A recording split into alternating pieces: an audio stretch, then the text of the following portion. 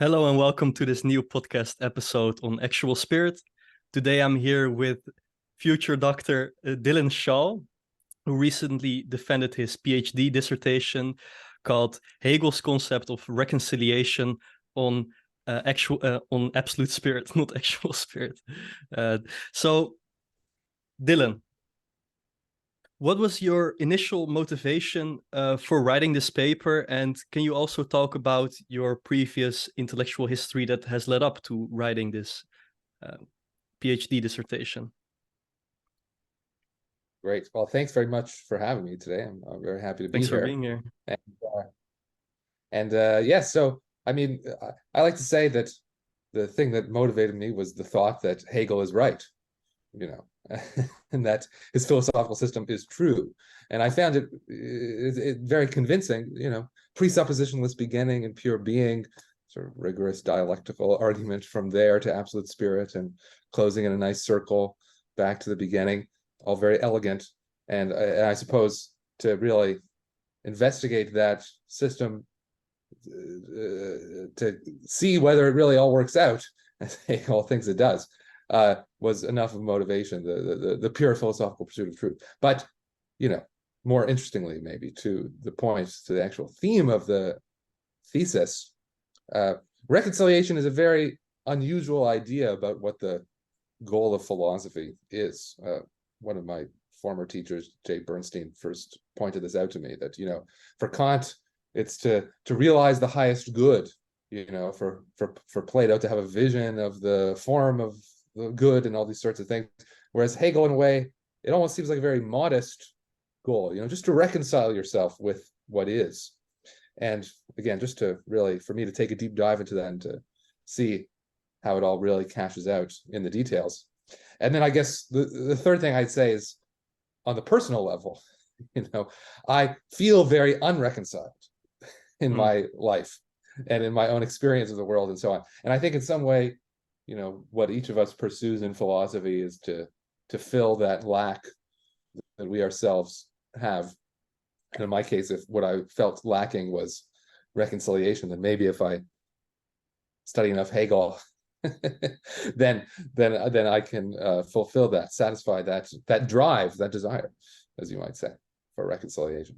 But right, so to your second question, I guess, the intellectual development. Yeah, your intellectual history as a whole that has been leading up. So to I mean, reading Hegel. I should say, when I started studying philosophy seriously in graduate school, I came into it as a acolyte of Derrida, and I was sort of drawn to this avant-garde of 20th century French philosophy, deconstruction, postmodernism, post-structuralism, all this sort of thing.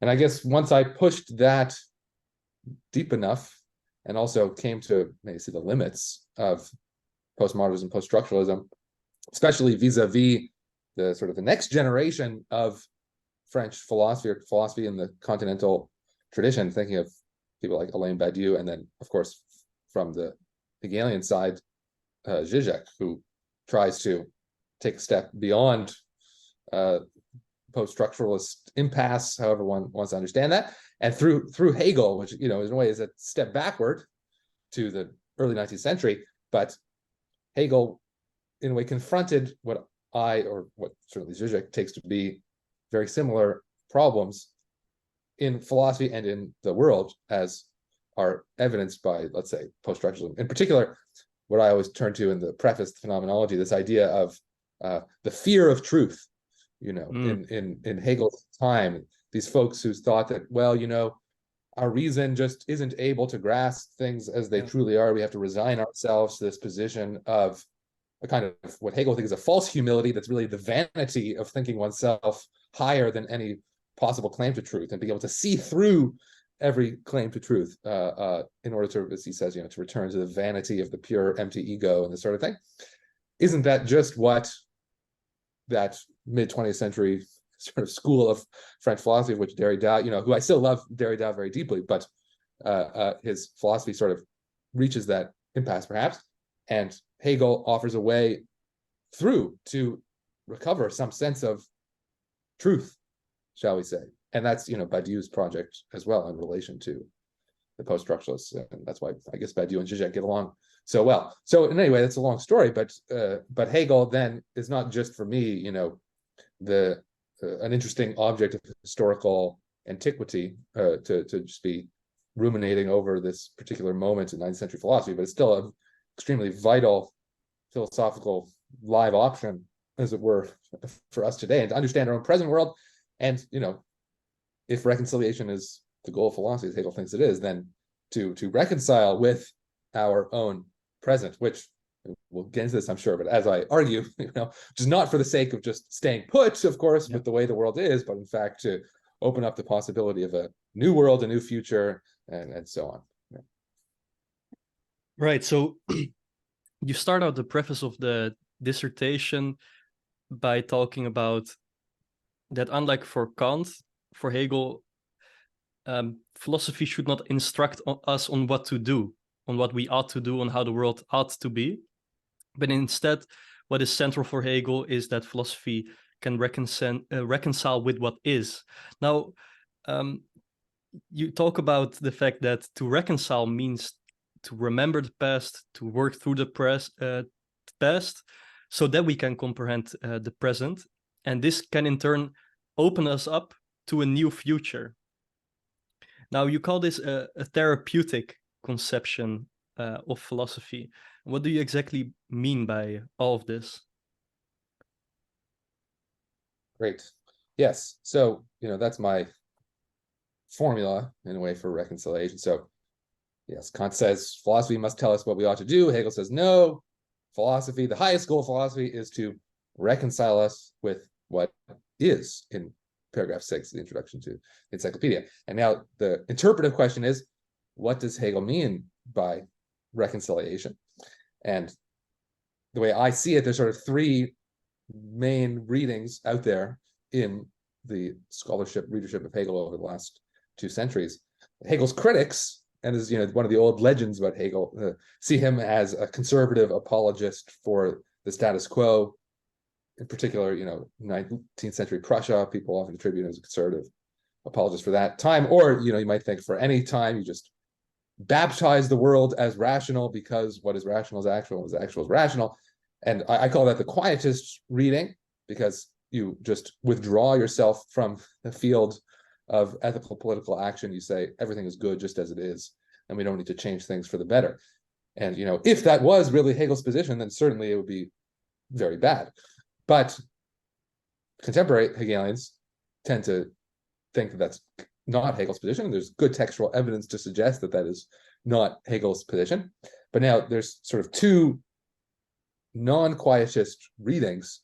The first I call the reformist reading, which is prominent amongst analytic Anglo-American readers of Hegel. I especially focus on Robert Pippin, but there's many other instances of this reading. And basically they say, no, you know, Hegel's not just justifying and endorsing the world in its present condition. Rather, reconciliation means finding the inner rational kernel or the concept of the present world or the present form of life, which may very well not yet be fully actualized. You know, so famously in Hegel's philosophy of right, which is supposed to be a comprehension of his actual world, there's all this stuff that he talks about that did not exist in his time, like trial by jury, a limited constitutional monarchy, a particular set of estates, and all this complicated machinery he has for civil society and the state and all this sort of thing. So you ask Hegel, well, what are you doing in this book? You're clearly not describing just the empirical world as it actually exists. So these reformist readers say, no, what he's describing is the inner rational essence of the world, which still needs to be actualized by reforming the world to conform with this inner rational essence, or what you would call in Anglo-American philosophy, the internal normative standards of the world, or something like that. But now, okay, the third reading, which I endorse and argue in favor of, is the revolutionary reading as against the reformist reading. So the revolutionary reading says that, in fact, what reconciliation entails is recognizing that the present world is old and dying, and that a new world is waiting to be born.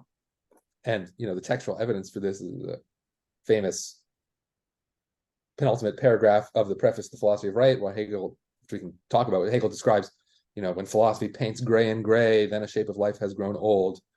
It cannot be rejuvenated, only understood. The owl of Minerva takes flight, only the falling of dusk. And then in other places, like the introduction to the lectures on the history of philosophy, Hegel's very clear, it seems to me, that philosophy always arises at these moments of historical crisis in which a world is coming to an end and a new world has to be created. And he gives many examples of this, like Plato vis-a-vis the ancient Greek world, the Neoplatonists vis-a-vis the ancient Roman world, and so on. And I just take it that Hegel himself sees himself as having that position with regard to his world. And then what philosophy does, to come back to your question, is it has to first remember and work through the historical past. That is everything that has come up before the present and brought us to the present. And this is what Hegel himself does in his philosophy of history, which is one of the things he's most famous for. He is constructing retrospectively this historical narrative of the development of spirit up until the present. Then he has to comprehend the present itself, that is his present world, which he does in the ethical life section of Objective Spirit in the Encyclopedia and the Philosophy of Right. In particular, the contradictions of the present world, the way in which it has grown old and cannot go on. And then all of that, I argue, is for the sake of opening up the possibility of a new future, a new world. Now, Hegel's very clear, and he's been criticized, for example, by Heidegger famously for being silent about the future. Hegel always says philosophy can't say anything about the future. It can only talk about the past and the present. Philosophy is not prophecy, he says, and it's not prescription either. So you can't predict what the future will be. Okay, it's not prophecy. And you can't prescribe what the future ought to be. That's what Kant does, with his vision of the kingdom of ends or perpetual peace or however the world should be. Hegel does have this philosophical humility, which is not something often attributed to him, to say the philosopher is in no position to tell the world how it should be. That's for us to decide. That's for us to decide. And we can talk about this whole motif of decision or Entschluss in Hegel, which has been written about recently by Rebecca Comey, Frank Ruda, Angelica Nuzzo, Jean-Luc Nancy talks about it too. And in Zizek, this is the motif of the abyssal act through which you create a new ethical order.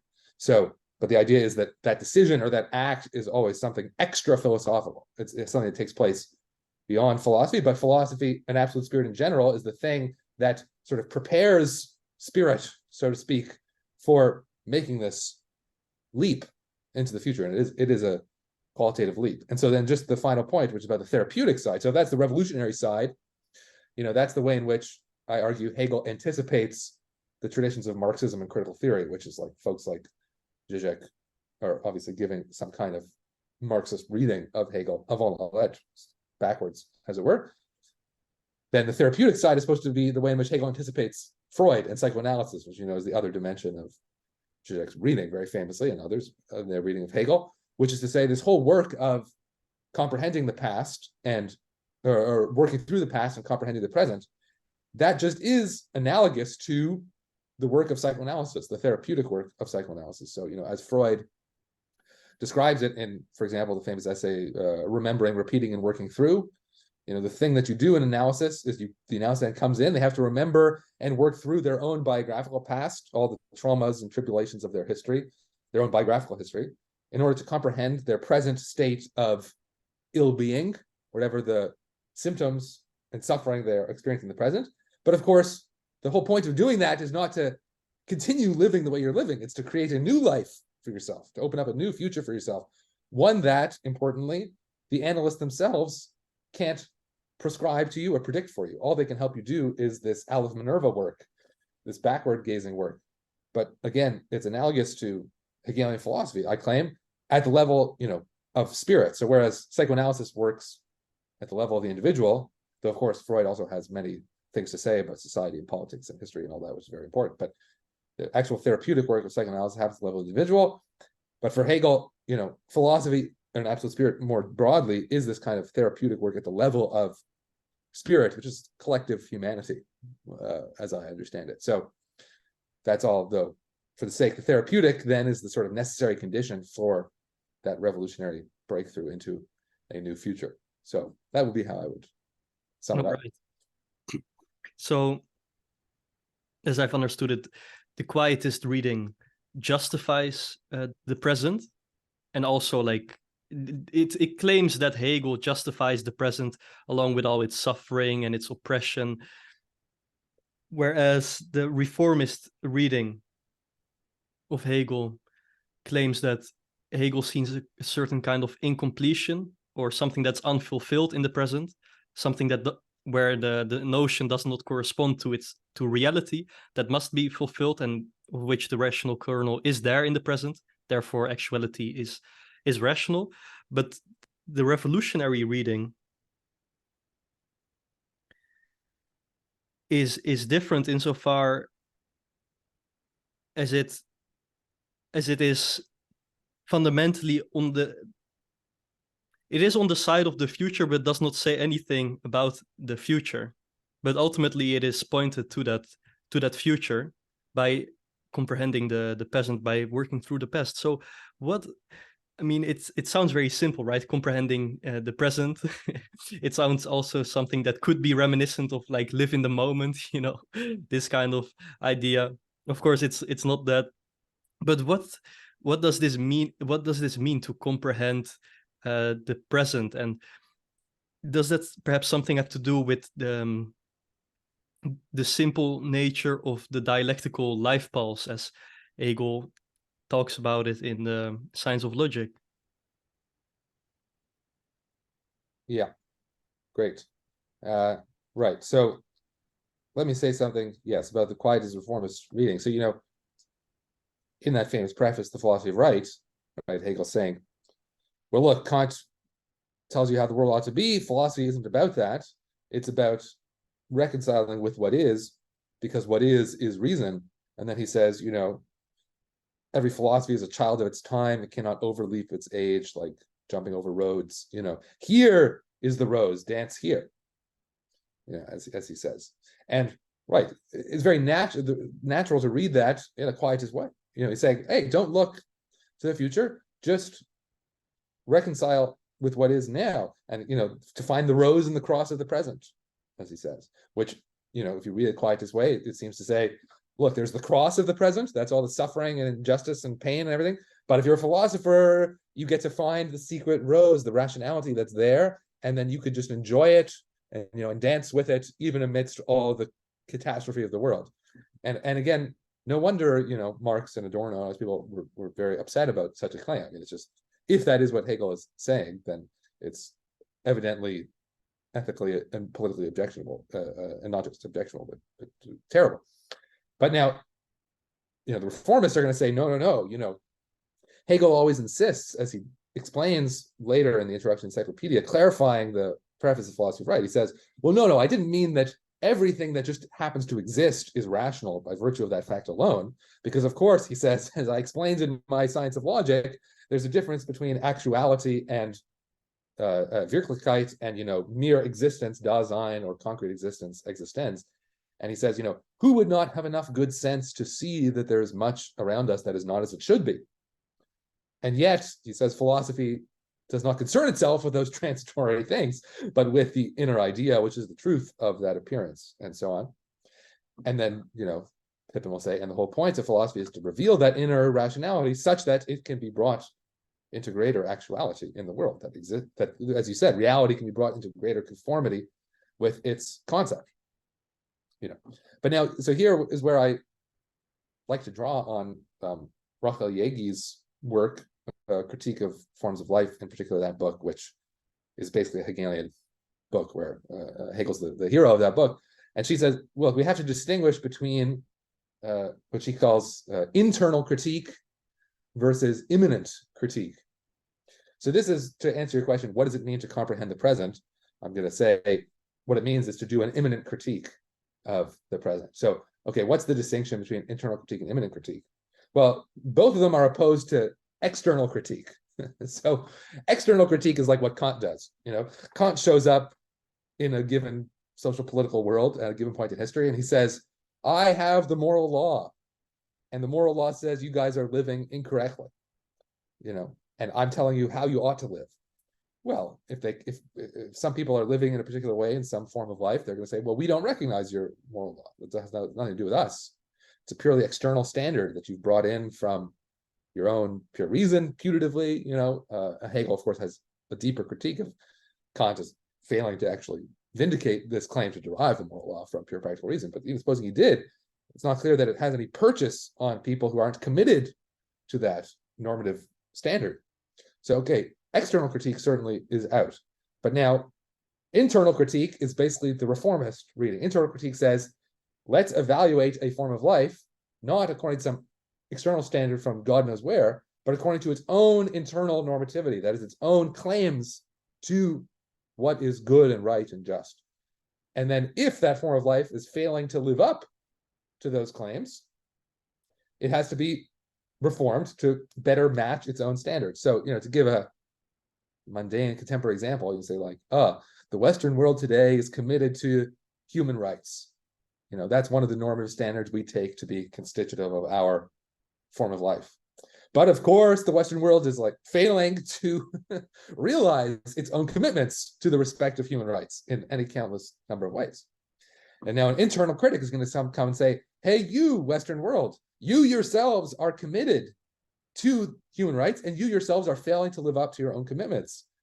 You should reform your own way of living. Reform the reality of your form of life such that it matches this concept that you're committed to. Great. Well, that, of course, is just not a very radical thing to say. Not that being radical is necessarily good, but just to be clear, it's endorsing the standards that already exist. It's just saying you're failing to live up to them, right? So if that's the idea from this reformist reading of Hegel, is to say, okay, we understand the concept of our world, and then we're just trying to better actualize it. But that's treating the concept of the world as already justified, and maybe only historically justified, but whatever, it has some level of justification. Whereas an imminent critic does something different. They, again, evaluate a form of life according to its own normative standards, but what they discover is that the form of life necessarily and constitutively must fail to live up to these standards, must fail. And therefore, what's needed is not bringing the world into better conformity with these standards, but the utter transformation of the world into a new world or new form of life with new normative standards altogether. And so, in a way, it's very clear that Hegel's analysis of many prior forms of life is an imminent critique and an internal critique. We take examples of like the ancient Greek world, famously his reading of Antigone as the diagnosis of the ancient Greek world in the Phenomenology, also later lectures on aesthetics, where he sees, look, the ancient Greek world is constituted by this normative system in which there's the duties to the family and the duties to the state, right? But the tragedy of Antigone is that this system on its own terms doesn't work. It keeps on producing these irreconcilable conflicts between the family and the state. In Antigone's case, she wants to bury her brother. She has a duty to bury her brother, but it's been outlawed by the state. And so when she violates the law, she is sentenced to death, and this whole terrible series of events. But Hegel's point, of course, is not a reformist one. It's not an internal critique saying, well, the ancient Greek world just isn't living up well enough to its own values. Let's reform the ancient Greek world. The whole point of the diagnosis is the ancient Greek world cannot live up to these standards. It's impossible. It's internally contradictory. The ancient Greek world is internally contradictory. And so it will die, it must die, and it did die, of course. And a new world was born, which is the ancient Roman world, which had different normative standards, a whole different form of life. And then so on, the historical train went on and on. Another example is Hegel's analysis of the French Revolution. It has this standard, which is a kind of abstract universal freedom, but necessarily that abstract universal freedom produces its opposite, which is the fury of destruction, meaning it itself is an internally contradictory norm. And so then the French Revolution necessarily cannot realize its own aim. And so it must give way to something new, something higher, which, okay, what that is complicated, but the dialectical train chugs along from there. So now, just to tie a bow to this, the whole question is, for Hegel himself and his own diagnosis, his own analysis of his present time, what is he doing? Now, if you read the philosophy of right, it may not be immediately obvious what this contradiction in his form of life is supposed to be. It looks like maybe he is giving a kind of glowing presentation of this world. But many thinkers have, scholars, readers of Hegel have given their view. I mean, one view that I find very attractive and plausible is the view that it's the rabble problem. And this is like Frank Ruda's book, Hegel's Rabble, and Zizek talks about this, and others have, that, Hegel finds in the problem of the rabble this sort of impossibility of his form of life, this world, this modern world that has freedom as its aim, a certain view of freedom at least, it inevitably produces this radical unfreedom of the rabble, and necessarily so. And so the idea is not that we have to do it better. He himself says that there really is no solution to this problem within the terms set by the present modern world, or his present modern world. And so what would be needed is a new world which philosophy cannot predict or prescribe in advance, because philosophy is silent about the future because of the Alba Nerva and all this sort of thing. So I wonder, does that touch on what you were thinking about?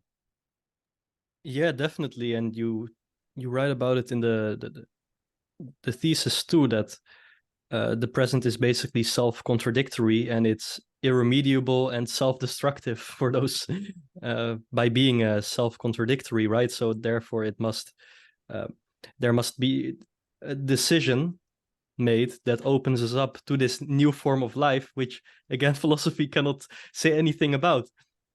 However, though, you say in the paper, I'm paraphrasing you here, this dissertation argues that an opening up to the future is the very point of Hegel's philosophy.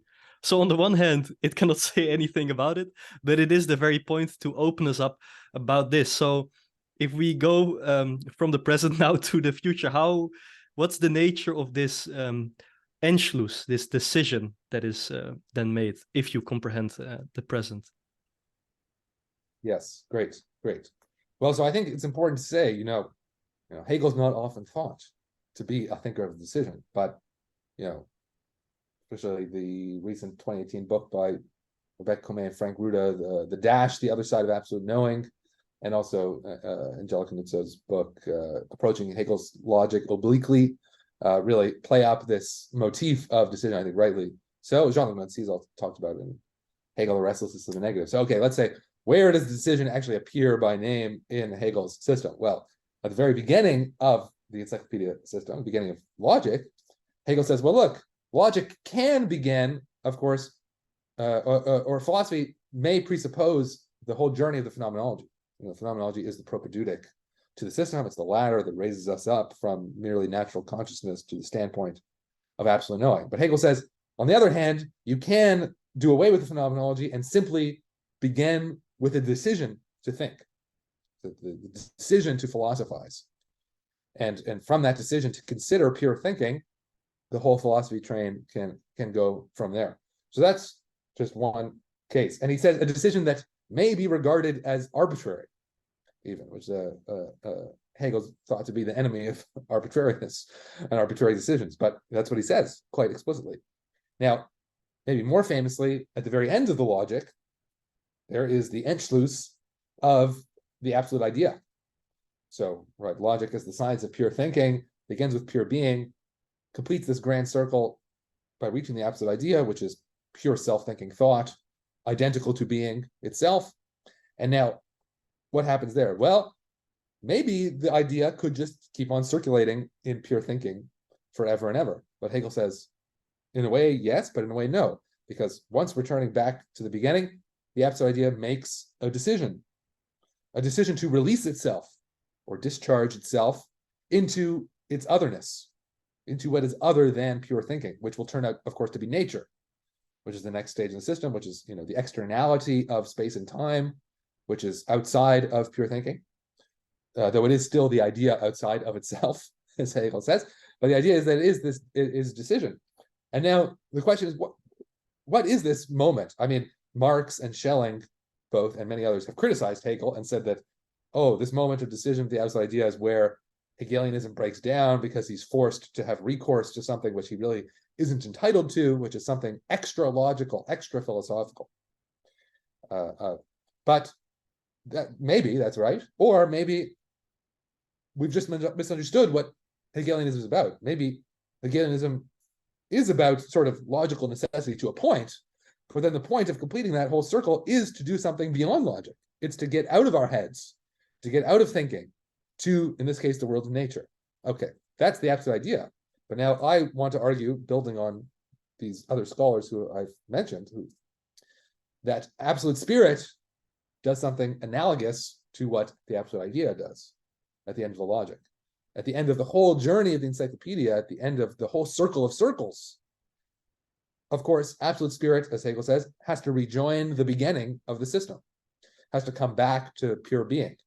But if Hegel is consistent, then he has to think that every circle both returns to its beginning and opens up to something outside of the circle, just as the absolute idea did, right? It has to open up to its externality. But now, we say, what possibly could be outside the circle of circles? That is outside the whole of the encyclopedia system itself. Isn't Hegel the great consuming mouth, the belly-turned mind, as Adorno says, that from which nothing can escape, But no, there's one thing that Hegel says must remain outside of philosophy, one thing about which philosophy is obliged to remain absolutely silent. And that thing is the future. It's the future itself. So this opening that would have to happen at the end of philosophy as a whole, the end of absolute spirit, would have to be an opening to the future, to a new future. And put specifically, like the decision of the absolute idea, would be the decision of absolute spirit. So you say, just as the absolute idea must release itself from its pure thinking and decide to create the world of nature, so too, absolute spirit must release itself from its own philosophical thinking, which is the highest level of absolute spirit, and decide to create a new world, a new historical world or form of life. And, it just seems to me that makes good on all of Hegel's claims about the historical position of philosophy as arising at these moments of crisis in which the new world is waiting to be born. And also, I'll just say one more brief thing about decision. Okay, what is the decision? I mean, for me, and again, building on scholars like, in this case, Frank Ruda, talking about Badiou and going back to that whole discussion, this motif of decision is, a major theme in 20th century French philosophy. I mean, starting with Derrida, who I mentioned as my first philosophical love, Derrida, who emphasizes that every decision must decide the undecidable decision, which, for him, explicitly drawing on, weirdly, Kurt Gödel and mathematics and undecidability, which Badiou himself also, Badiou's all about mathematical ontology, so draws on Gödel as well. But this idea that if a decision merely is unfolding a predetermined program or following a preset rule or ought, like the Kantian sense, then it's not a decision worthy of the name. It's just a mechanical unfolding. A decision worthy of the name has to be a leap. It has to be something undecidable. It has to be, as Badiou is fond of quoting Mallarmé, a throw of the dice, taking a chance on something unpredictable, unknown in advance. And Badiou, again, will say that's, the decision that makes a subject, and one of, for each of the four truth procedures, there's art, science, love, and politics, there's a decision of the subject to have fidelity to an event, to unfold an infinite truth. And so in particular, I'm claiming, Hegel in a way is anticipating Badiou here, in particular at the level of politics, that it's an undecidable decision for the sake of creating this new world, in a way for creating an event, which is not exactly how it works in Badiou. But in any event, this idea of decision, taking a chance on the new in an unpredictable, unforeseeable way. And, Pippin criticizes Zizek for having a view like this with the abyssal act and so on, which I want to say is equivalent to this notion of undecidable decision, where he says, oh, how could Hegel possibly believe that?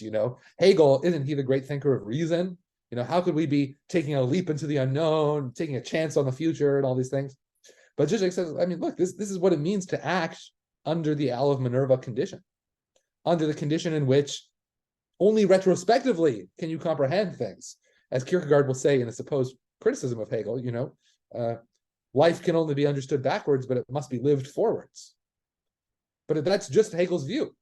The philosophy can only be understood backwards, and yet we are, as historical agents, live forwards, and so we have to make decisions, take leaps into the unknown, make a kind of throw of the dice, on the future. And then, of course, years later, retrospectively, maybe we'll be able to comprehend something of that historical process, but that's always only ever after the fact.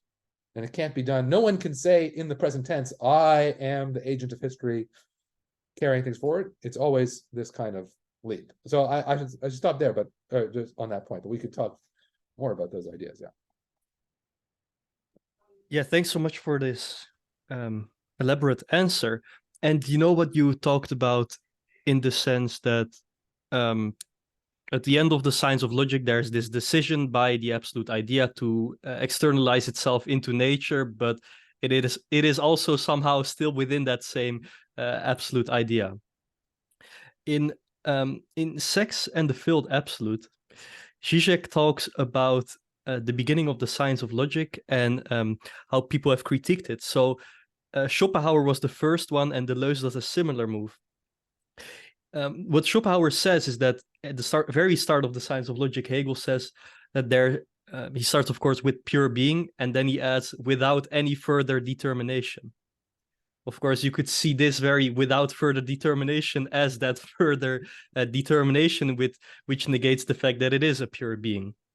Now, Schopenhauer critiques this. Then Deleuze will also critique Hegel for moving from sense certainty to perception in the phenomenology of spirit. And yeah, indeed, I agree with you that it seems that it is not that Hegel didn't see this, but it's exactly the point that this move to the next like logical concept or to the next shape of consciousness seems to contain somewhat of this abyssal decision. Would that be a correct way to view it, or is there something different happening here? Yeah. Well, it's a very good question, of course, and a complicated one. I mean, I should say, just about beginning of logic, pure being, this sort of thing, without any further determination.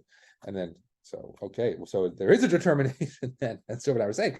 But again, I mean, in a way, that's knocking at an open door, as you said, because Hegel explicitly says the determinacy of pure being is that it is indeterminate, or indeterminacy is its determination. Which is a great Hegelian paradox. He loves to have these paradoxes.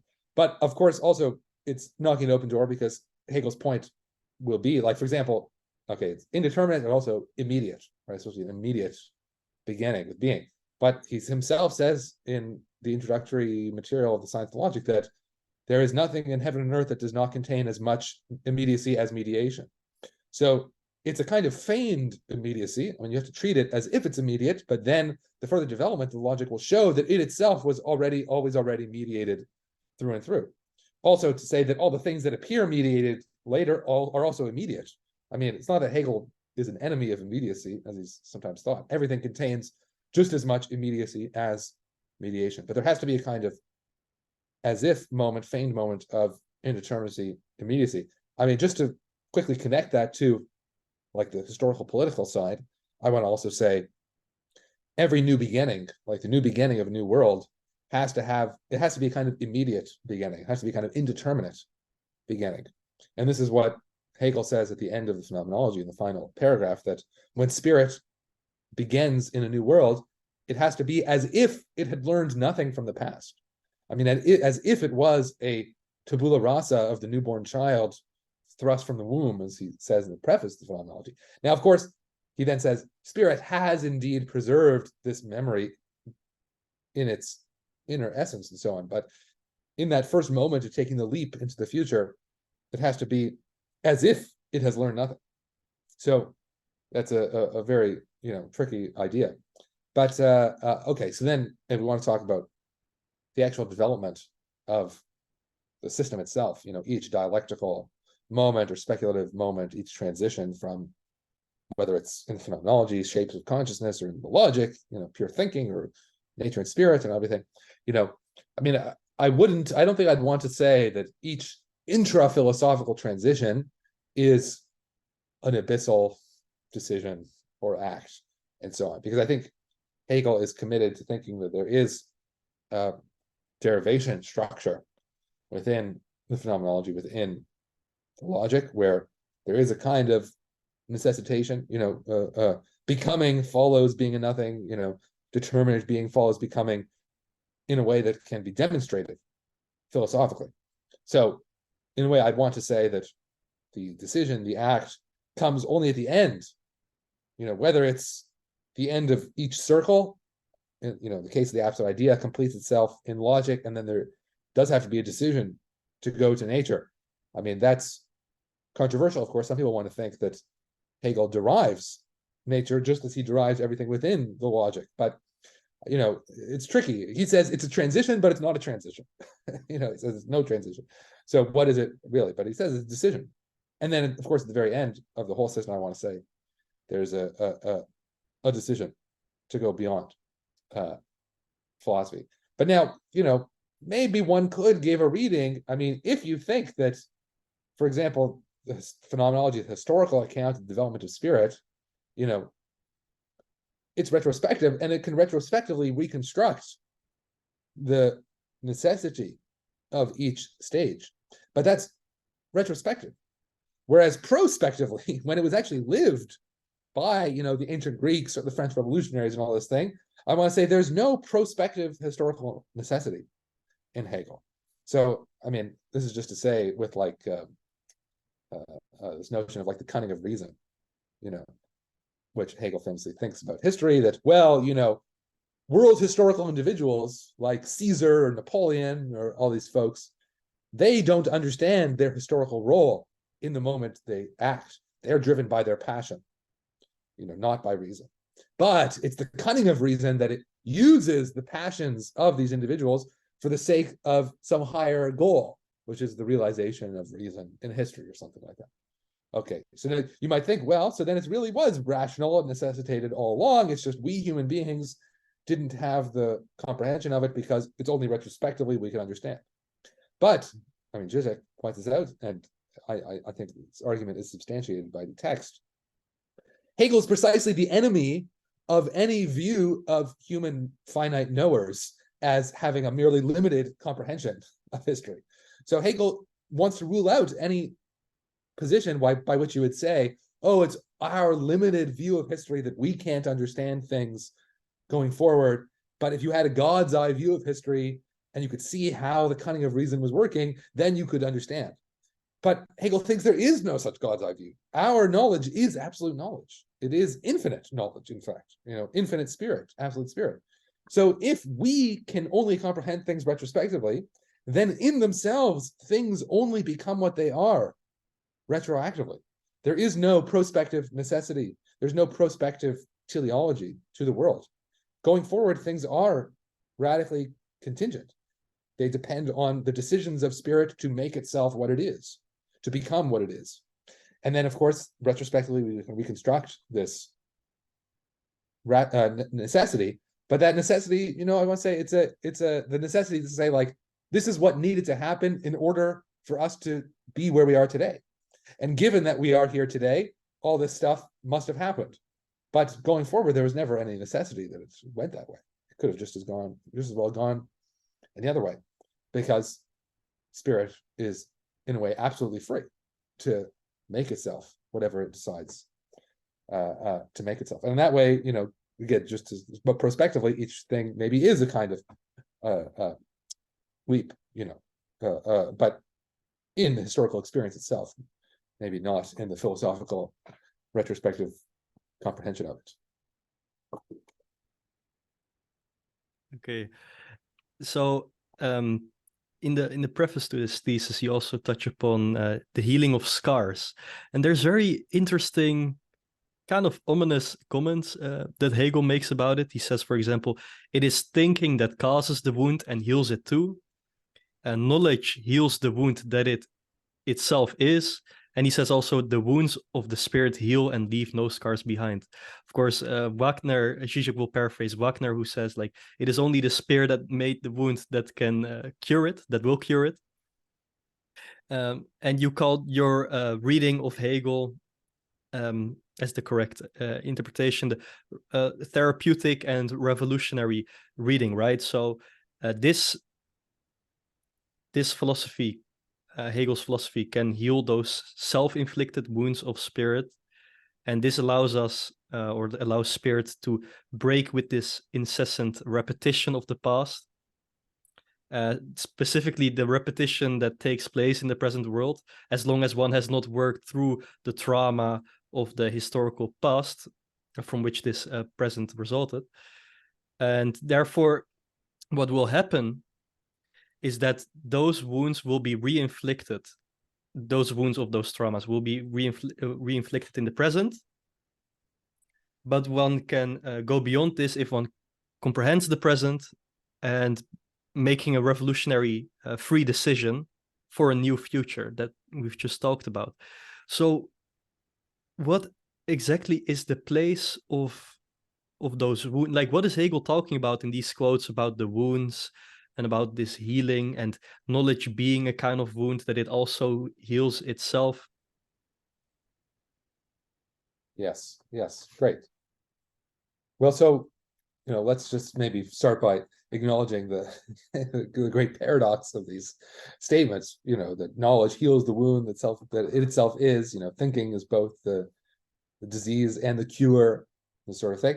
And, I mean, Rebecca Comey, who I have to acknowledge is my dissertation supervisor, so I'm a little biased, but I think I have Morning Sickness here on her book on the shelf, which, perhaps the greatest work written on Hegel in the 21st century, I should say, as a plug. Again, I'm a little bit biased, but she talks about, it's go back to Derrida, it's this paradox of the pharmakon. So in Derrida's reading of Plato's Phaedrus, this notion of the pharmakon, which in Greek can mean both the poison and the cure, which then becomes this undecidable term in Derrida's terminology, which he thinks is a problem for Plato, who thinks that, it's the written word, which is the pharmakon, which is both a poison to our capacity for memory and itself the cure for this very poison that it itself is. And I mean, the other thing she quips on is there's a critic of psychoanalysis who says that psychoanalysis is the cure for the disease that it itself gives you, or something like that. This is supposed to be a criticism to say, like, psychoanalysis is making up all these problems in your head, and then it itself comes and says, I'm going to solve your problems for you. But if only it had just never said anything, you'd be fine. But in a way, maybe Hegel's philosophy is like that too. But the point for Hegel is that spirit is constitutively wounded. I mean, that's the first point. It itself is this kind of breach in nature, which is what, when he talks about thinking is the wound and the cure, he's talking about Adam and Eve. I mean, that's the Christian representation of this notion, which of course his philosophy is, he takes it to be the conceptual comprehension of the religious representations of Christianity as the consummate religion, the revealed religion. And so what happens there? I mean, it's this chronological narrative in which, first we start in the innocent immediacy of the Garden of Eden, everything's great, but then contingently we commit this sin, we eat from the tree of knowledge, importantly the tree of knowledge, and this casts us out of that innocent immediacy into the fallenness of genuinely human life, which involves the recognition of our own sexuality, as it happens in the scriptural narrative. They put the fig leaf on because they realize they're naked. And then because of that, we also fall into mortality, which is that we're cast out from the garden, so we no longer have access to the tree of life. So we become fallen mortal creatures. And this is just, at the end of Hegel's philosophy of nature, it's sex and death.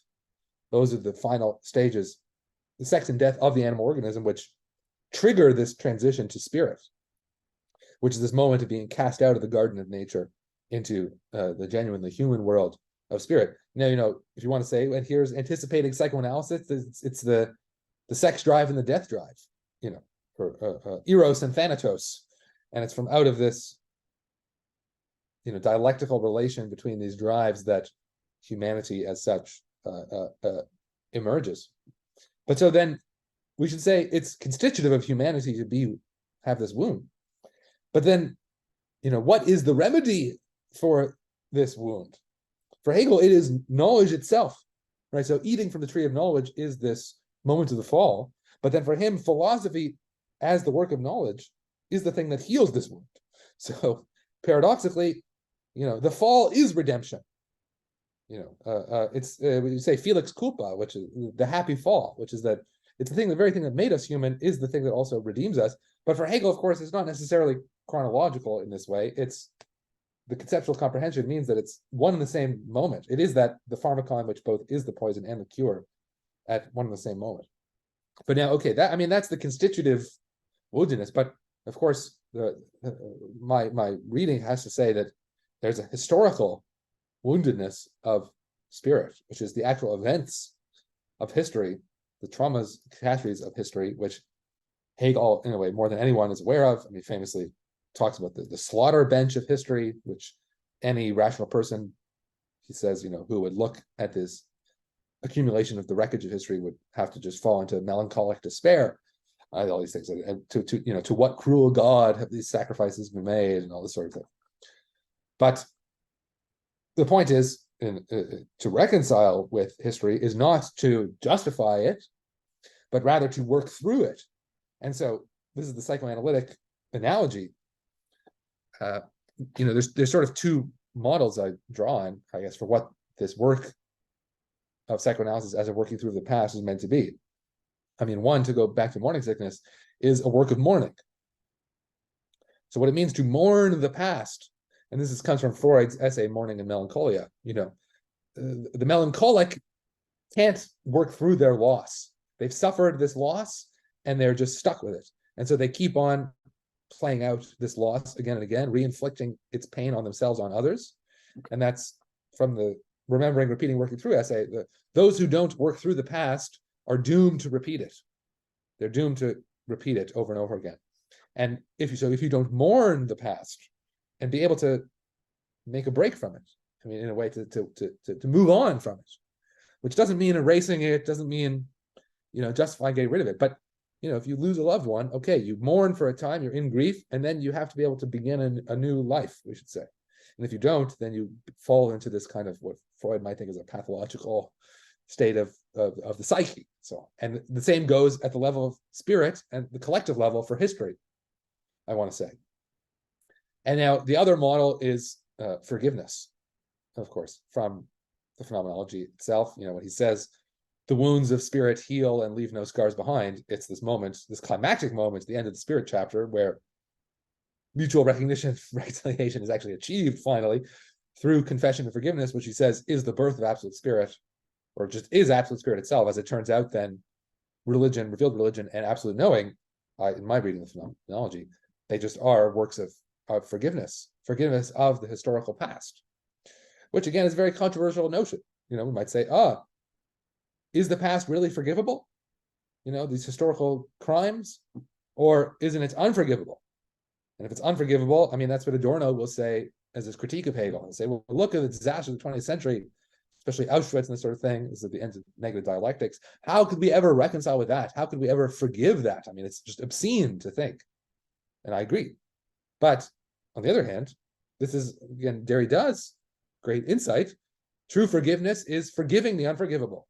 I mean, this is what Comey talks about as well. Forgiving the unforgivable, just as the true decision is deciding the undecidable, to mourn the unmournable. I mean, how you've lost a loved one, they're gone forever. I mean, how could you ever move on from that? But it's confronting the very impossibility that is the task. And this very impossibility is its possibility. I mean, that's the dialectical insight, and it's the positive condition of the thing. So to forgive the unforgivable is what reconciliation means, I mean, in my view. And only by forgiving the unforgivable can we decide the undecidable, which is to create a new world. Yeah. I just have a comment about that, because it seems that,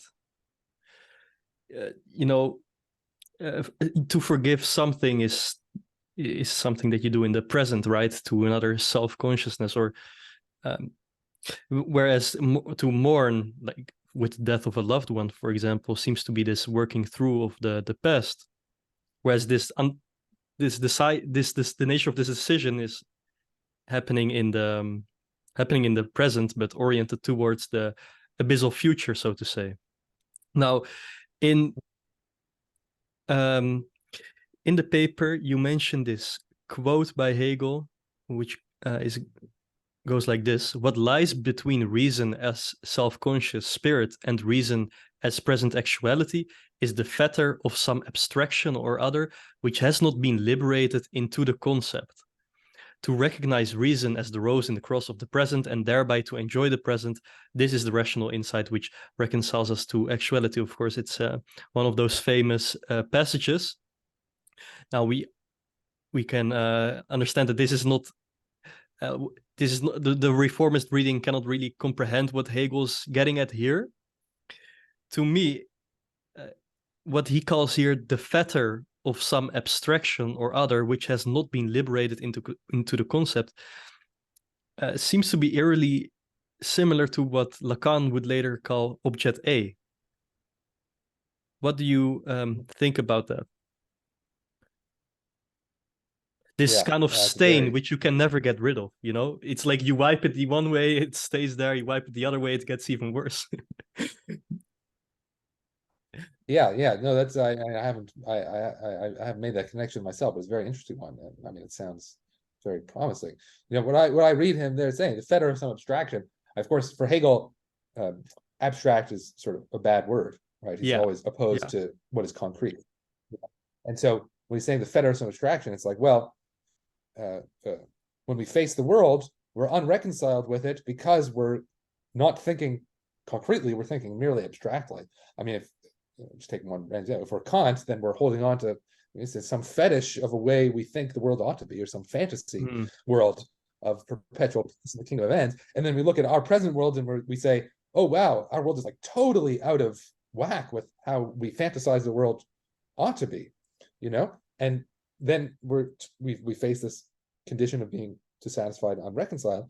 But when we liberate ourselves from the fetter of that abstraction, or I don't know, we traverse the fantasy, then we comprehend things in terms of the concept, which is concrete, and then that's how to actually become reconciled with the world, which, I mean, is to face the world head on. I should maybe say something about, you know, this sort of these unreconciled ways, or these abstractions that we can have, these fantasies that block reconciliation. You know, I sort of say, well, there's one fantasy which is of the past, and it's the one that the Romantics had, which sort of goes along with the first form of absolute spirit, which is art, that art remains insufficiently reconciled because, in particular, in its final historical form, which is Romantic art, which is because the Romantics had this kind of nostalgia for the lost harmony of the past, this lost innocence of the past, which they took to be ancient Greece. You know, in ancient Greece, everyone lived in this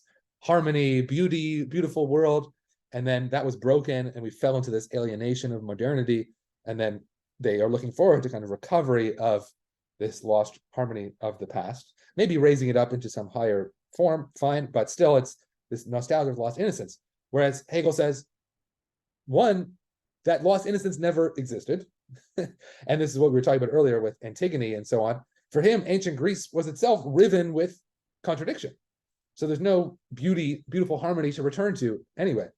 As well as he says, you know, the very experience of loss actually raises us up to a higher spiritual level than we would have been had we remained in the mere innocent harmony. And that's why, you know, also the fall from the Garden of Eden is a good thing, you know, because it breaks out of that natural immediacy into mediation, which is painful. Obviously, it's suffering and death and all these things, but that's what spirit needs to experience. So that's one fantasy of the past. You know, you say this abstraction of being caught in this view of this harmony that was never really there.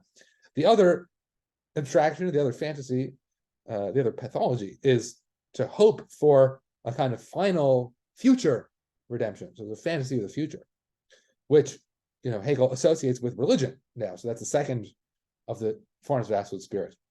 Because Christianity, in its traditional form, of course, he has his philosophical way of understanding it, but just religion taken literally as a representation is waiting for the second coming of Christ.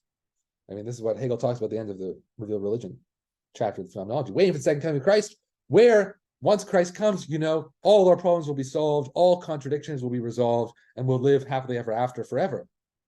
But Hegel says, well, this is a fantasy. Why? Well, there can be no such final resolution of all contradictions, you know? Spirit is never at rest, but always engaged in moving forward. as he says. And it's, contradiction is the very life of spirit. Absolute negativity is the very life of spirit, by which it's always recreating itself anew. So there could be no final state of the world in which there would be no further future beyond that. And as well, I mean, this religious fantasy of the future is also the Kantian fantasy of this ought and of this final vision of the completion of the world in perpetual peace, kingdom of ends, which of course, I mean, Kant thinks it's an infinite ideal towards which we are forever striving, can never achieve, and yet it is still a positive vision. Whereas Hegel says for philosophy to stand in the radical exigency of the present without nostalgia for the past or hope for the future, but rather to confront our situation head on. That is what reconciliation demands. So reconciliation then means facing up and even, accepting where we're at, of course, not for the sake of keeping it that way, but for the sake of a radical transformation into a new future, which would neither be the repetition or the return to the past, nor would it be simply the fulfillment of a predetermined promise of salvation or redemption. It would rather be something genuinely new, which means unforeseeable, imprescriptible in advance. And so, just the twist on the here is the rose, dance here. The step of the dance is the step into a new future. And say with a bit of a modification, it could be, here is the rose, throw here, which means the throw of the dice. And I can't remember the Latin, but it works out actually very nicely. It's a cast the dice in that step of the dance, which of course is, how Marx takes up this Hegelian phrase in what he thinks is a critique of Hegel, that, when the historical conditions are ripe, the leap will be made into the new future. He says, here is the rose, leap here. But Hegel himself, in the preface of the Phenomenology, it's the qualitative leap, into the future, into the new world. That's in paragraph 11 to the preface.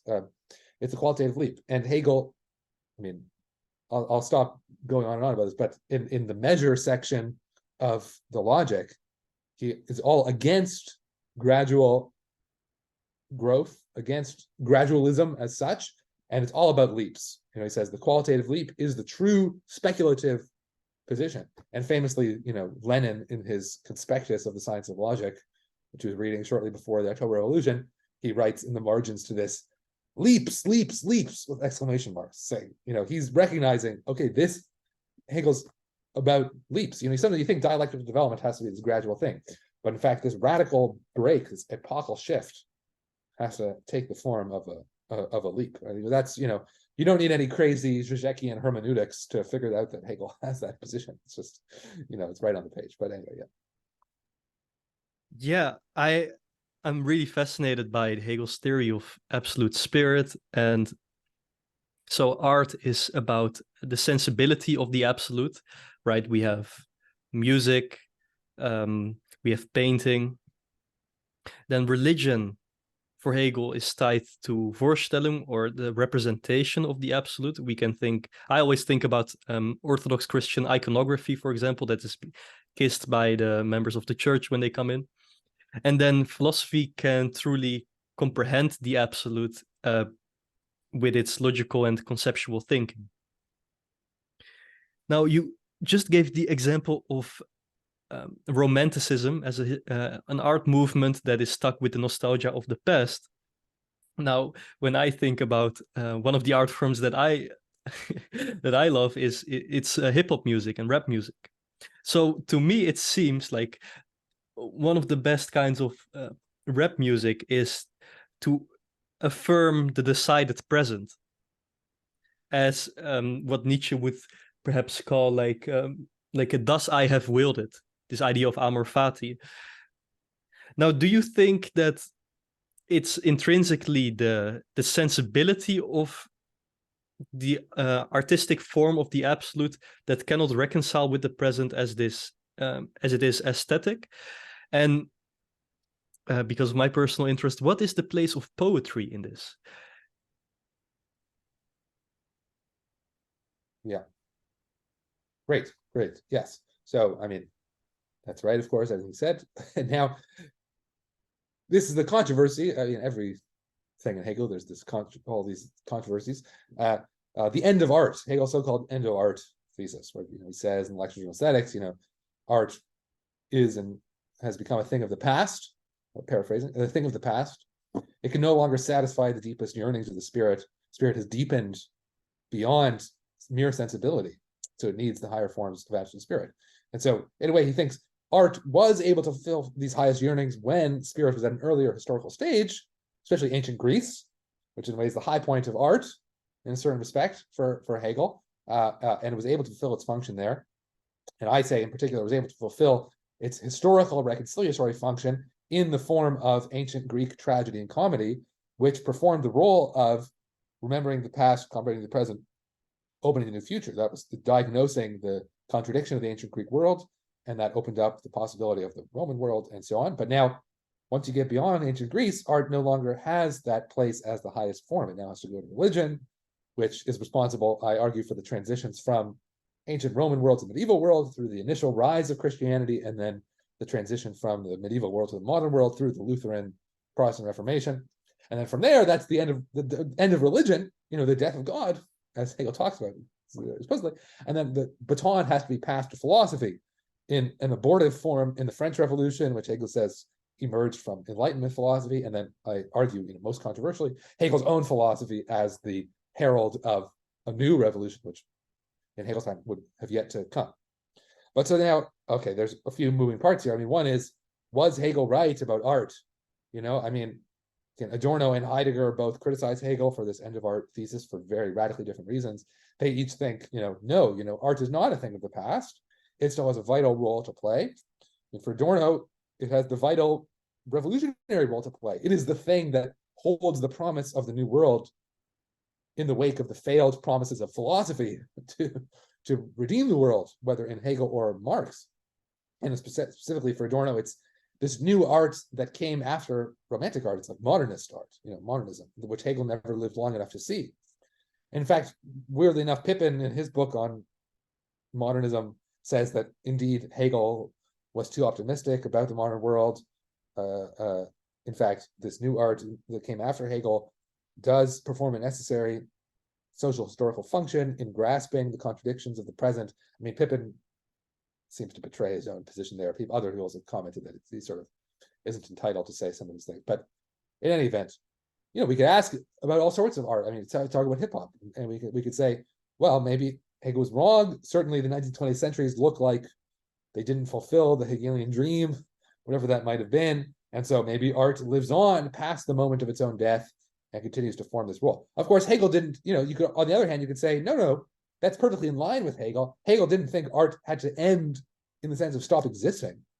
Hegel thought there would be art. He even says, it'll take 1,000 years for art to rise higher and higher to its own perfection.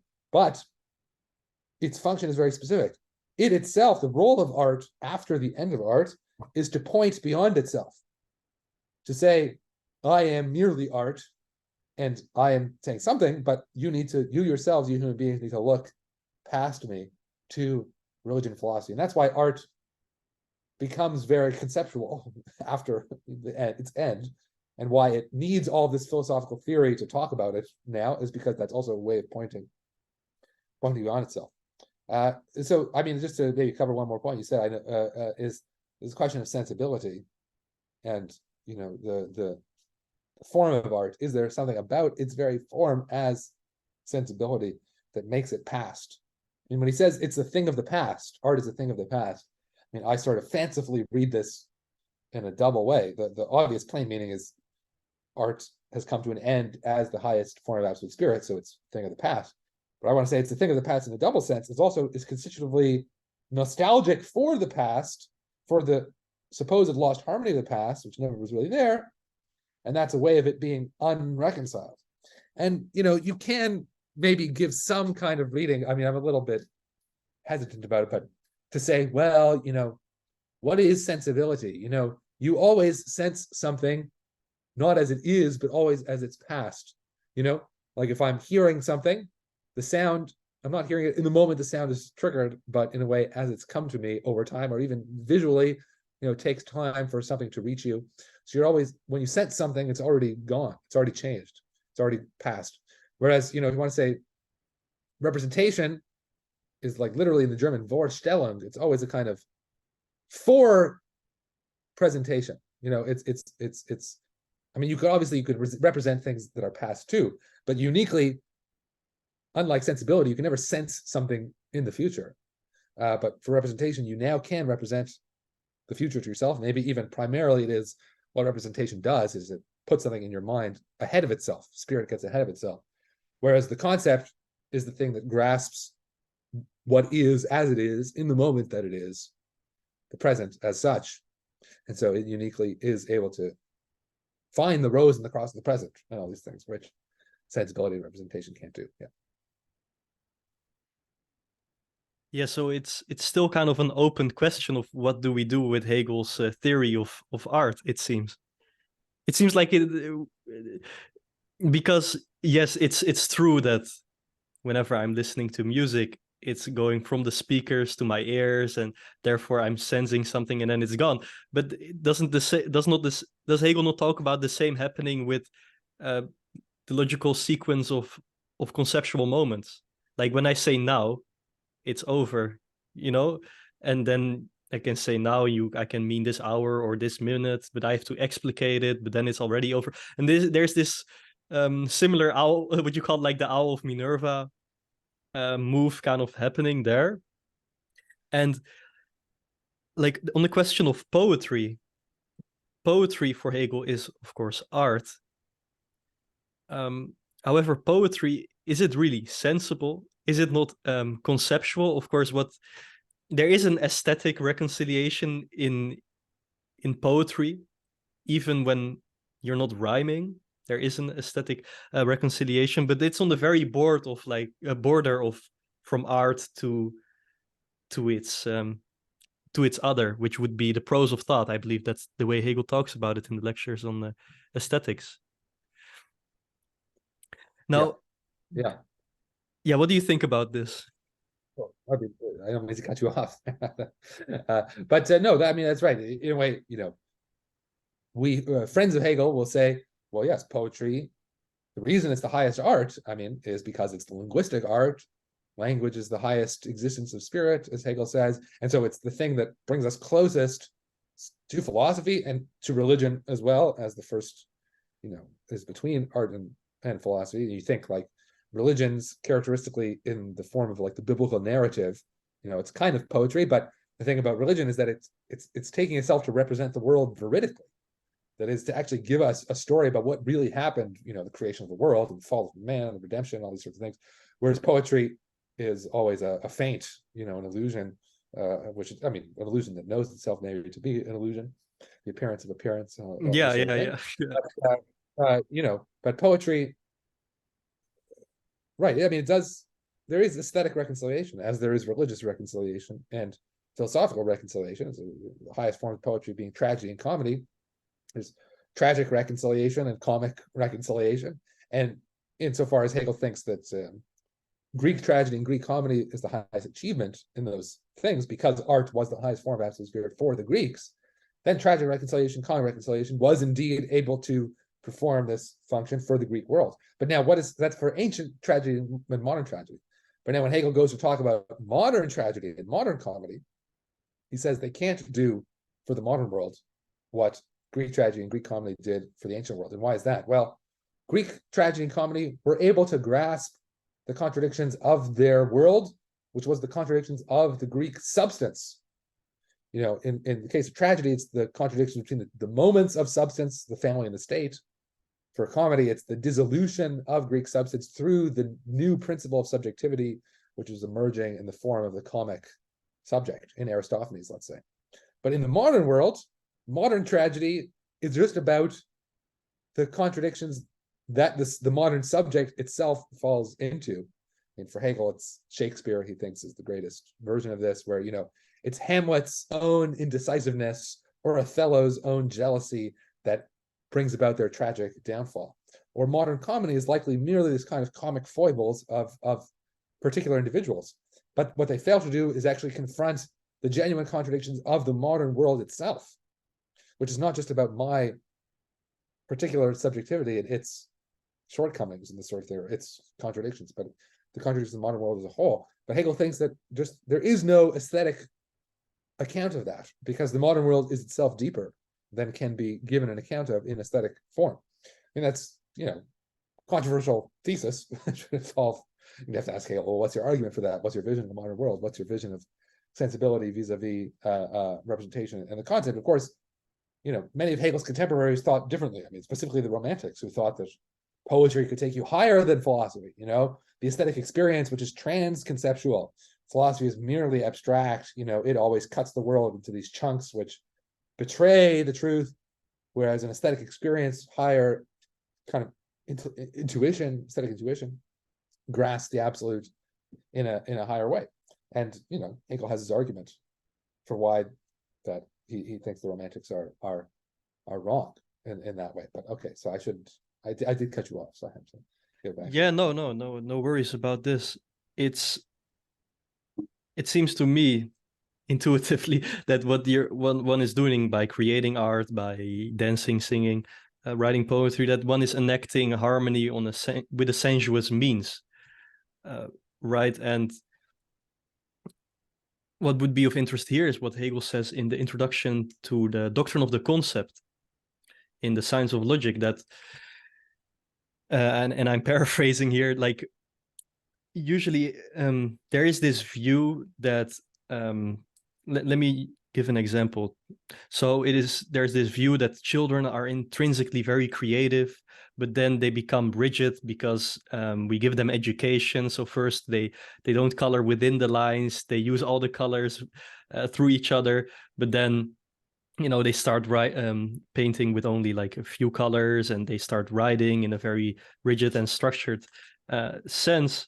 Now, the way this relates to the concept is the fact that people sometimes view the conceptual thinking or the concept as such as a kind of degradation from the senses, from the empirical senses. So whereas like I have the immediacy of an empirical experience, a concept kind of tones that down and waters that down. Now for Hegel, it's actually the opposite, if I'm right. And he says that the concept is actually at the basis, and it's actually that these sensuous forms are kind of lesser than the maybe like the pristine nature of dialectical thinking, of conceptual thinking. So what do you think about that? Yeah. Well, that I mean, that all is right, I think, as far as I can tell. I mean, it is, just to point out, sort of ironic.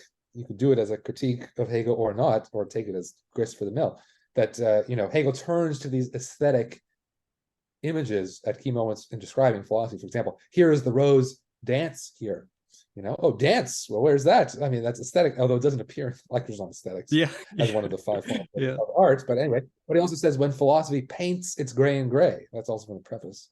Philosophy paints, painting. Philosophy's painting, what's that? And then at the very end of the phenomenology, it's a quote from Schiller. That's how he ends. It's a little quotation from a poem by Schiller, but the overflowing chalice God creating the world is foaming up of spirit and this sort of thing. He said, well, okay, why? You just made an argument for absolutely overcoming the religion of art, and now the final word is given to the poet. But maybe that just proves philosophy has indeed conquered poetry. It's able to use it for its own means. But that's just a little side note. But I mean, as you say, this notion that like the innate creativity of the child, and then it gets degraded by becoming an adult and thinking rationally or something like that. I mean, that whole view, as you say, I mean, that would be like the Romantic conception, right? They love childhood, and they love, the Greeks are the childhood of humanity. That innocence of those early days of Western civilization, which then we grew up, but that's bad. We grew up, or at least for a moment, when we become alienated adults, and the whole Western world became alienated, and now we have to kind of reclaim the innocence of childhood in this new, for the Romantics, and by recovering that lost harmony of the past. But Hegel's going to say, no, as to quote, St. Paul, when I was a man, I put away childhood things, the things of the children, and even though Christ does say one must become like a child to enter the kingdom of God, but and Hegel does, I believe, mention that, discuss that at some point, but he says we have to understand that in a certain way. I mean, there is a sense in which, right, you begin with immediate positivity, that's, let's say, the child, and you become the adult who negates that dialectical negativity. And then the negation of negation, the higher positivity, I mean, maybe we say that's the old man. The old man, which is a kind of return to childhood, the second childhood, as I think Hegel even says in that weird part of the Subjective Spirit where he talks about the sequence of a human life. But the old man, I mean, he says the absolute idea is like the old man, who at the end of his life can finally look back and understand the journey of his life and this sort of thing. And that's also when spirit has grown old. Hegel was actually nicknamed in his early days the old man. I mean, because he was already like, a grumpy old man who would just be scribbling in his notebooks, and he'd already lost the vigor of youth, even in his own youth. But that's right. He would want to say, it's a false notion of the relation between sensibility and the concept, that sensibility is the genuine flowing forth of immediate life, and the concept is kind of dead, rigid abstraction, which is, the way it is dead, but dead is good. It's the death drive in its sense of negativity and as the motor of spirit. And I mean, as Hegel says in Who Thinks Abstractly, like, it's not that philosophy is this abstraction which kills the concrete immediacy of life. It's the sensibility is abstract. If I say, I feel the truth to be such and such, and you ask the person, well, what are you feeling? Like, tell me about this truth you feel. Well, I can't really say, if I did say I would betray it, it's just the sense of the truth. And so, well, but that's abstract. Like, it's just the word truth, or it's just the feeling that you think accompanies this word. Whereas the true concreteness is the concept, which can actually give determinations and actually explicate, unfold itself. And when Spirit says, Hegel says, that Spirit says, when Hegel says that spirit is only as deep and as great as it can express itself to be, then the feeling part doesn't get you very far. It's the night in which all cows are black again. We talk about Schelling and his love of art, and that's higher than philosophy in his mind, but it's just this empty void of feeling. Whereas for Hegel, the concept is what actually can give you that concrete grasp of the truth. And that's what the absolute is meant to be, of which, to be fair, art is an intimation of that. It is the sensuous apprehension of the absolute. So it gets you something, but again, it points beyond itself. It says we need to go deeper. Okay, we're almost coming up again to the end here. I have just a few more questions about religion and philosophy. So how does Hegel understand religion and its orientation to the future? And can we use this theory of religion for the present day and the way that we understand community and the politics? Or is it solely like as in thinking about religion in a colloquial sense, like the pagan religions and the Christian religion, or is it actually broader? Right. Well, I mean, this is a similar kind of both and, either or, neither nor problem as with art. The end of art, I mean, that's very famous. He says the end of art, but it seems equally clear that he thinks there's a kind of end of religion as well, which again doesn't mean that religion ceases to exist. It means that it exhausts its role as the highest mode of absolute spirit, which needs to pass the baton to philosophy. And so there, I do a whole reading about like this God is dead stuff, which Hegel talks about. Of course, it's just a classical statement of Christian faith that God dies. Christ on the cross, crucifixion is the death of God. Now, in the Christian story, Christ then, of course, is resurrected, and then the Holy Spirit comes down, all this sort of thing. But as Zizek talked about, which I, just to say, I don't mean to be constantly appealing to the authority of Zizek. I just want to say that it's not my original ideas. Give credit where credit is due.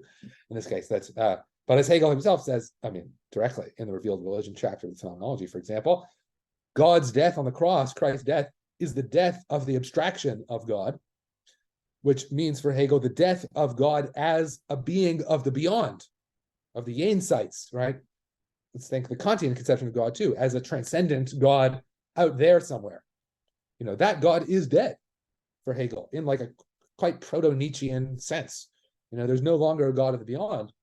Why? Because straightforwardly, Christianity itself teaches that God becomes the Holy Spirit, which means that God becomes us, the community of believers who live in love. And as Christ says, when 2 or 3 of you are gathered in love, I myself am there with you, and this sort of thing.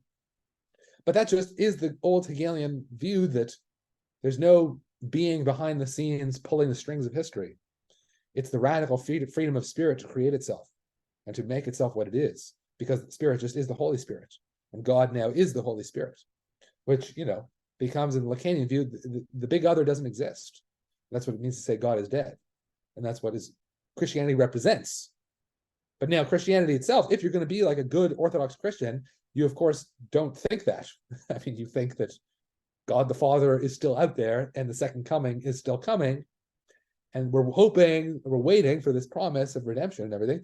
And so, if you have that view, according to Hegel, I think, if you have that view, then you've missed the inner philosophical truth of Christianity, which, when you grasp that inner truth, you have to take a step beyond religion, just as you take a step beyond art, which, may still mean that religion and art still exist, but they have to point beyond themselves. Again, they point beyond themselves to philosophy.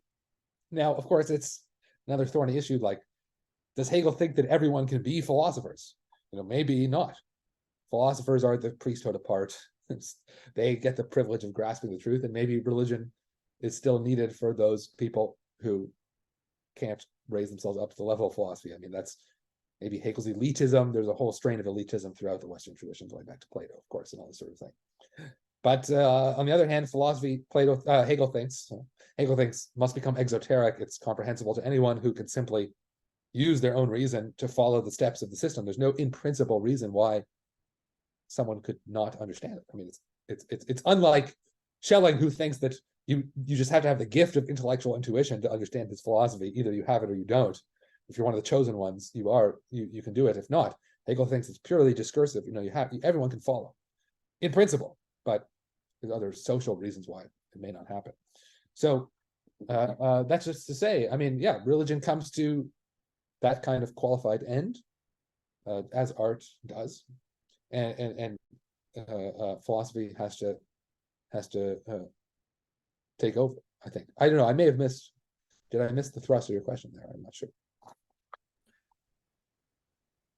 Well, it is. I think it's a huge question. We recently had a podcast on the channel about religion for the 21st century, and one of the things that everyone agreed there in the podcast is that religion is not dead in a naive sense, and I don't think even like Lacan would say religion is dead. Now, of course, have you heard about Peter Rollins, actually? Okay, so Peter Rollins is basically I would say a Zizekian religious leader in his own right. And he has a following, and he really tries to use the Zizekian philosophy to communicate some, philosophical truth by religious means. So he has a concept called pyrotheology, Yeah. and yeah. So let me give just a better answer. I mean, I should say, like, of course, yes, they live on, and in a way, to be a Hegelian in the 21st century is like to confront the contemporary forms of art and religion. And now, maybe in the pathological sense, I just like, the return of religion in the form of fundamentalism across different stripes. I mean, all sorts of fundamentalisms that emerge, and of course, Hegelians today are very keen on sort of asking, well, why, in the supposedly rational age, modernity, enlightenment, everything, why is there this return of the religious and this sort of thing? But at least those which I, would think are maybe pernicious forms of religion, the Hegelian view would be precisely, how do we understand these, especially the fantasies of this fundamentalism and this sort of thing, and why are they emerging from the contradictions within our form of life? And, the mistake, I think, of many is to say, oh, this is just sort of like some sort of archaic holdover from the past. These people are still stuck in religion. But in fact, you see it as a radically contemporary phenomenon, and to understand it as symptomatic of the contradictions in our own form of life, where it's the flip side of the coin of, the sort of so-called modernizing, rationalizing tendencies of contemporary capitalism, or something like that, which engenders its perverse other, or something on that form, which then projects some fantasy of a future world that overcomes the contradictions of the present. But I want to say that's just the fantasy of the future, which even Hegel had diagnosed in the religion of his own time, just as in our day, there's also the fantasies of the lost harmony of the past. I mean, for different political movements that regard that, oh, things were great at such and such time in history, and then they contingently fell into alienation, and our job is to recover that lost great age, that lost golden age. But again, the contemporary Hegelian view has to say, to diagnose that and say, no, this lost golden age that you think you had back in that time, there was never such a thing. The world was always in this contradictory state, or what you thought was a golden age was really contradictory. And so, again, to overcome that fantasy, in order to actually, both of those things, the past and the future, are ways of failing to really confront the contradictions of the present head on. They're ways of disavowing it or repressing it, and now, whether there's also a positive role for our religion too, in Hegel, as I said, there may indeed also be such a thing. It's a question of our own time. Hegel thought philosophy was the thing needed for his time. And I want to say, well, and maybe to be a Hegelian today means to do philosophy again, and to do it in a new way that is commensurate with the changes in the time that we've reached, insofar as philosophy is always its own time apprehended in thought. As Hegel says, our time is different than his, so philosophy must be different. But you could go even more radical than that and say, and maybe even philosophy, has to also give credence to art and religion in ways that Hegel didn't understand, because, or not that he failed to understand it, but our time may be so different than Hegel's time that it may need something different, which may mean art and religion. It may even be, this is just crazy speculation, but a new form of absolute spirit altogether. That's neither art nor religion nor philosophy. Who's to say that exhausts what spirit is capable of? In the sense that Hegel says that philosophy can't predict the future. It means predicting the future of philosophy. It can't predict that. It can't predict the future of absolute spirit. Badiou says some crazy stuff like that too. He says, we have love, science, politics, and art as the four truth procedures, but he says, I don't want to rule out the possibility that there could be new truth procedures even beyond those four. It's a throwaway comment, yes, but it's kind of crazy, very big opening to novelty, to the possibility of something new. And I say for Hegel, we shouldn't rule out that there's novelty, even so radical as to say new form of absolute spirit, even something beyond absolute spirit. Again, you just take it further and further if you want. Yeah, the present moment is definitely mega contradictory, and we need to think a lot to try to comprehend it. We need to work through a lot as well, so we can birth whatever new kind of life form that there is ahead of us, right? So with that, thank you so much for coming, and I really loved your comments about forgiveness being about forgiving that which is unforgivable, and to mourn that which is unmournable, and to decide that which is undecidable. So do you have any final comments about your thesis or about the conversation? Well, it's been a great pleasure to talk with you today, and I'm very happy that I got the chance to do it and share some ideas, and I'm grateful that you were interested enough to invite me on and all sort of thing. And so, no, I just think if Hegel is going to speak to us today, we need to ask about our own world, whether it too has grown old, and whether we too must remember and work through the past of the last 200 years for the sake of comprehending our present today and opening up to a new future. And, to have fidelity to Hegel in that sense, in the Badiouian sense of fidelity, of course, he thinks there's no such thing as properly philosophical events, and so there's no such thing as fidelity to a philosopher. But it seems to me that there ought to be, for Hegel, art, is one of absolute spirit, and you have religion and philosophy too. And this Hegel event, which is a kind of event in the history of philosophy that sort of breaks it in two between everything from Plato to him, and then the sort of 19th, 20th century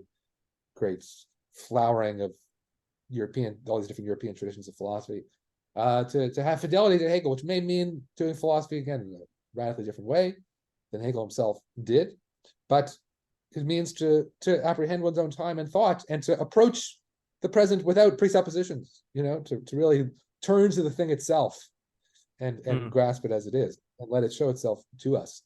I think, as you said, that task still lies ahead of us. The world, certainly a contradictory place, but that's means it's ripe for a good Hegelian reading. These contradictions, Yeah. life of thought. Yeah. Yes. Yeah. So check out all the links in the description that refer to Dylan Shaul's work. I can highly recommend it. And with that, thank you for watching.